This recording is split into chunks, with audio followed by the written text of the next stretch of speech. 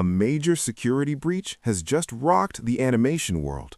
The Legend of Aang, the last Airbender movie, which was originally set for a massive global release this October, has leaked in its entirety online.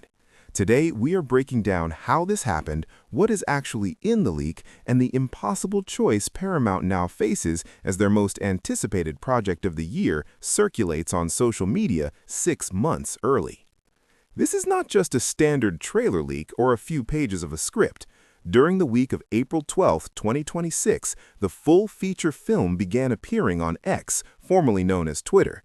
It started with grainy quips, but within hours, entire threads were hosting the full-length movie. We are currently sitting about 180 days out from the official October 9th premiere, making this one of the most significant early leaks in the history of major studio animation. Paramount is currently in the middle of an aggressive, scorched earth DMCA takedown campaign. If you go looking for it now, you will mostly find account suspended notices and dead links, but as we know with the internet, once the toothpaste is out of the tube, you cannot put it back in. To put the scale of this disaster into perspective, we have to look back at the X-Men Origins Wolverine leak or the infamous Grand Theft Auto 6 breach. However, those were often work-in-progress versions with unfinished green screens and placeholder audio. The terrifying reality for Paramount is that this version of The Legend of Aang appears to be dangerously close to a final cut. When we talk about the Avatar franchise, we are talking about a legacy that has been carefully curated since 2005, from the original Nickelodeon debut to the expansion with The Legend of Korra and the recent Netflix live-action adaptation. The fan base is notoriously protective. This leak has created a massive moral dilemma within the community.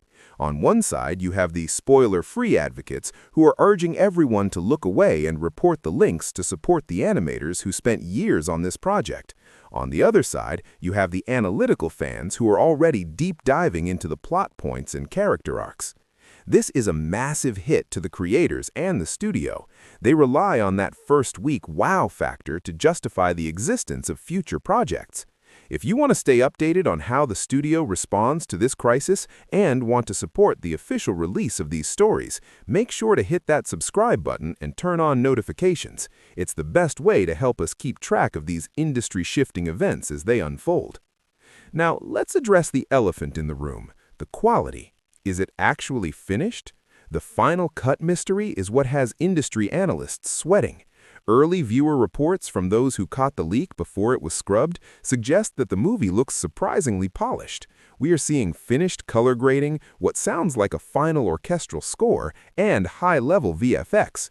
Usually, a film 6 months out is still in the tweaking phase. If this is indeed a locked picture, Paramount has zero excuses regarding production delays, but they have a massive problem regarding exclusivity.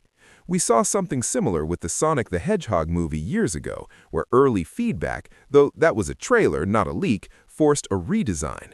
In this case, if fans find things they dislike in the leaked Aang footage, Paramount theoretically has time to change it, but at the cost of millions of dollars and a complete overhaul of their marketing timeline.